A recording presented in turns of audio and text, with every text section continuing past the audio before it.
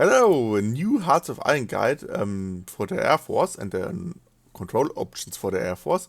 With the last DLC came a lot of new stuff and I will explain how it works. First, especially if you start in a country like England or UK, you can click on this plane button and you see all your air wings deployed all over the world. You can click them with Shift and then just delete them to collect your planes. Another thing, you see your bonus values in this area. I don't delete the carrier planes because I hate them to redeploy. So, you can delete the air wings, don't delete the ships are gone forever if you delete them. First new option, you can deploy air wing, and the second new option, you can quick deploy, decide which kind of air wing you want to deploy, for example fighter, and now you have this small button here, would you deploy fighter,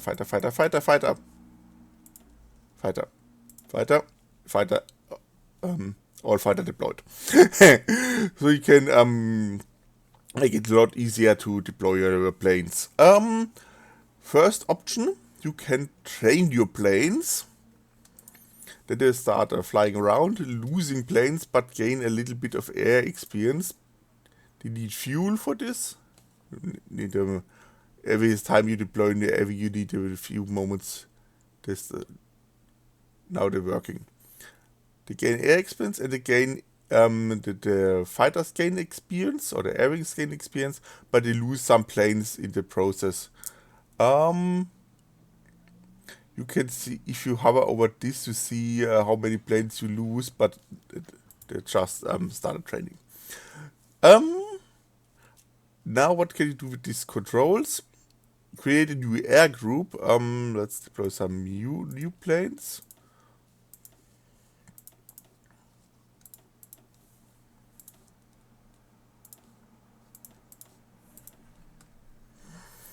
Air group, mark all squads.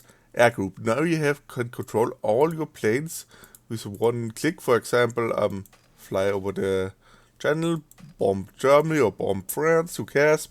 And now you don't have to click.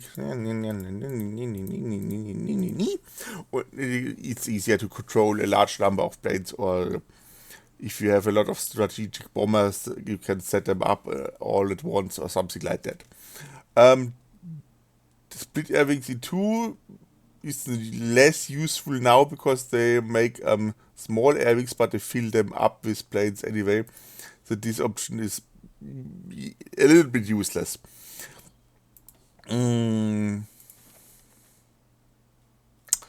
Next are the how they get the replacements, or which replacements.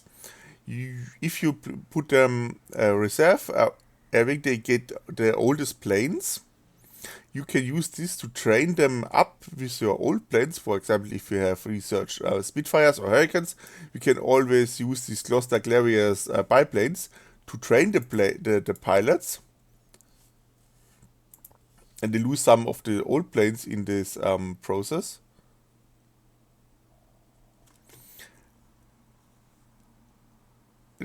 Wait a second.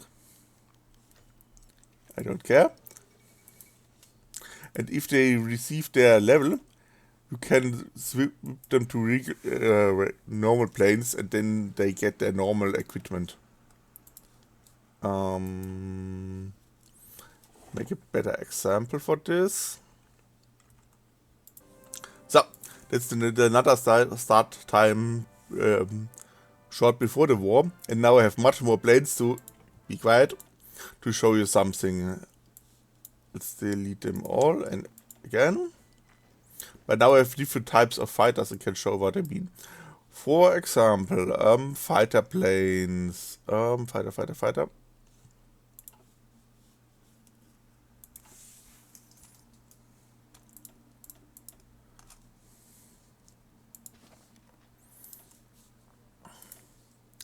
You will deploy fighter wing.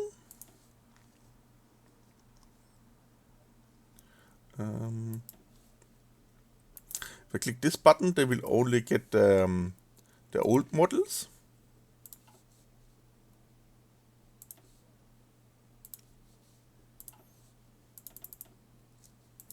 And then the new models are for the normal squads. If I change this, they don't they don't have enough old planes, so they don't put old planes in this. But that's how it works. You can set the reserve airwing and then train them up, and later they switch them to the normal airwings. If you, for example, use this button,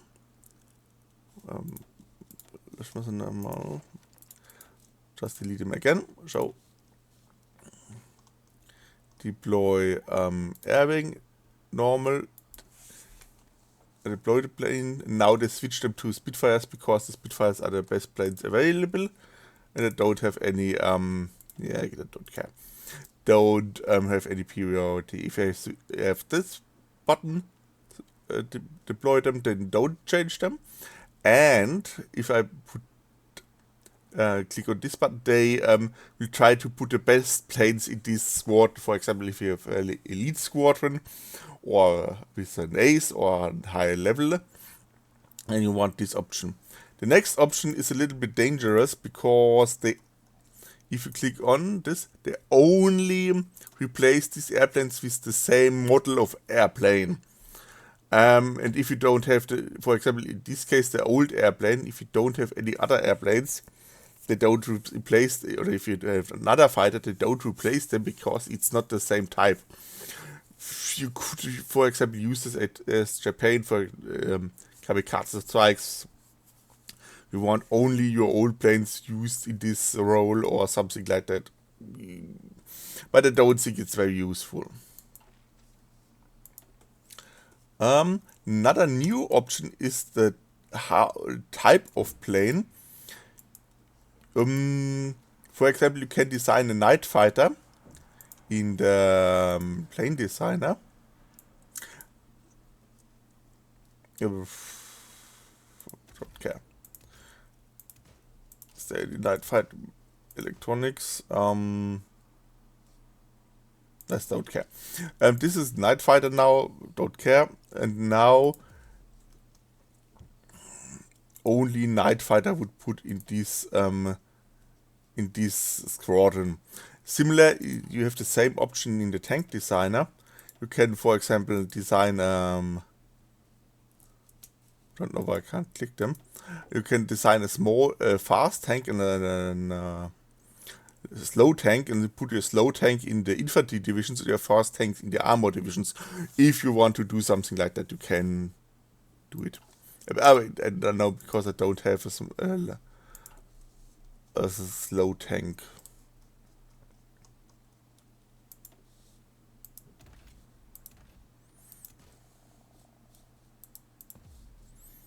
And now I can decide it, for example, you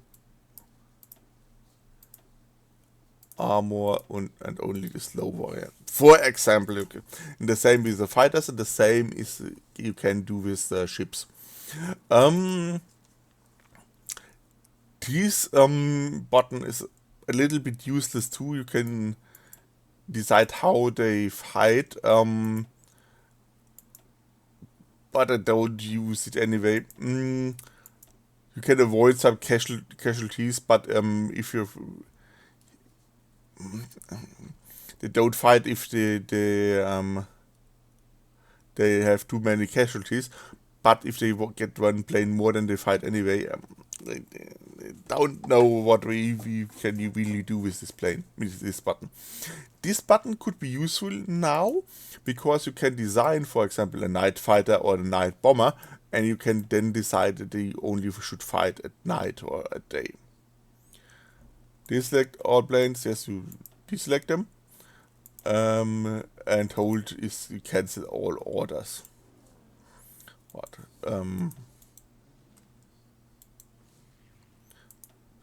Stop it. Stop it. Yes. That's how they work. What the air missions do is the next part.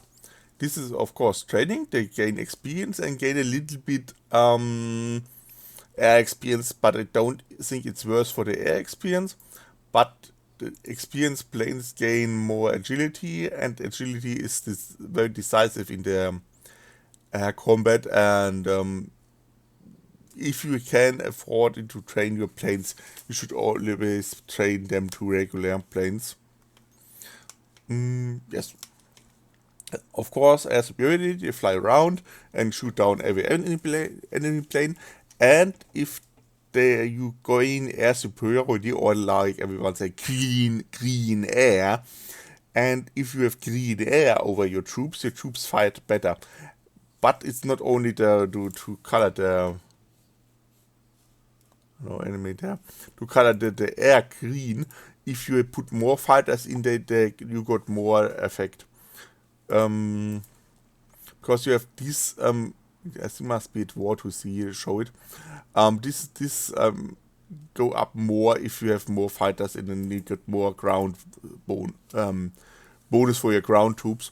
And the enemy is slower if you have air superiority. For example, if you this important how fast your tanks is. If you can make the enemy, or if your tank is 1 km/h faster, if you make the enemy 50% slower, it don't care. And if you have air superiority, you can make the enemy much slower. They simulate in the Second World War, if the enemy have air superiority, they can only move at night, for example. This is modeled in the game. Next is ground attack. You need, of course, a ground attack plane. Something like this. And if there is a ground fight on the map, they join the fight and drop bombs. Only a few planes can support a ground fight. In numbers, it's depend on the combat width. So it don't help put thousands of planes over an area if you have only one fighter. You can assign bombers to an army, and then they only fight if this army fight. For example, if you are the Germans and want to break through some important area, you can assign Stukas to your Panzer division and help them to break through. And you don't want to that your bombers fly all over the front line and get shot down by Soviet anti-aircraft. Only fight this important plane, and if you lose some planes, yes, but that's the important battle, for example. So you can avoid to lose too much planes on enemy anti-aircraft. Interception is new. If you need interception mission, and then they intercept all enemy planes in this area, and planes who fly across this area, for example, from Germany, who try to bomb England. That's new. I need more tests how it really works, but that's how it should work. Next is strategic bombing. They try to destroy enemy buildings. It's very useful to, for example, if you want to make D-Day, bomb enemy coastal force or bomb enemy airports, because if they don't have enough airports, they went smaller. If they damaged, they lose capacity, and if they can support as much planes, planes lose efficiency. And you can also bomb the anti-aircraft guns or some other things. Bombing Germany's refineries is also a good idea to destroy their rubber, and without rubber they can't build planes, and if they can't build planes, they can't fight you. And you can cripple Germany very well. You can also try to bomb supply hubs and railways, but I don't know how effective this is, because if you destroy one supply hub, especially the Eastern Front, a lot of troops will run out of supply, but I don't know how effective it works. And also, of course, you can bomb the enemy's industry. And I think, especially bombing industry, is reduce the war support, but I don't really know. In earlier versions it was that way. Don't know if it's today. Of course, planes can attack ships. Then they attack ships on the sea. Kamikaze strike are limited to Japan and all countries with generic focus tree. It become less, but it, for example, with this focus, they can use kamikaze strikes.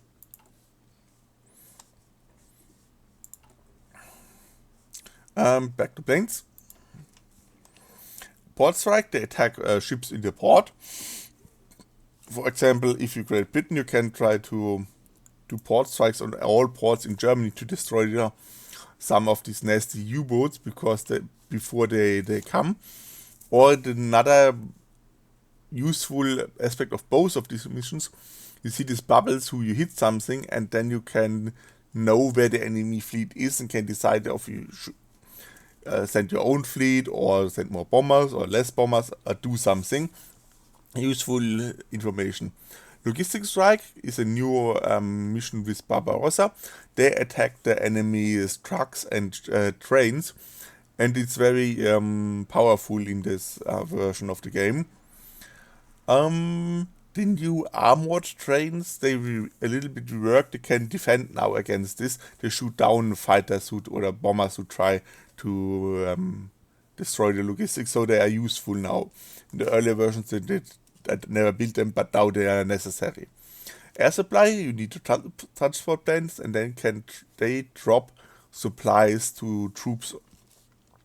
For example, if you try to make a small flank security operation and get encircled by some Red Army troops, you can drop air supply. But you need command power to do this, and you need a lot of planes to have an impact. And the planes are not this expensive anymore compared to some fighter, but they are expensive. And especially you need command power to have a lot of command power to do this. Mines. In the unit attack, that's another idea for the video, how the plane designer works and where all the tags for the planes. For example, if you want to drop mines, you need this tag, and then you can drop mines from the air.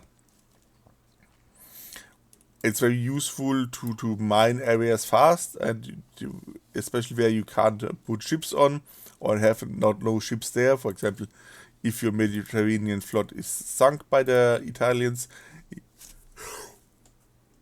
you can put planes there and drop mines anyway. Mines are very nasty, and especially against submarines or some ships with low or against destroyers. It's always a good idea to drop some mines.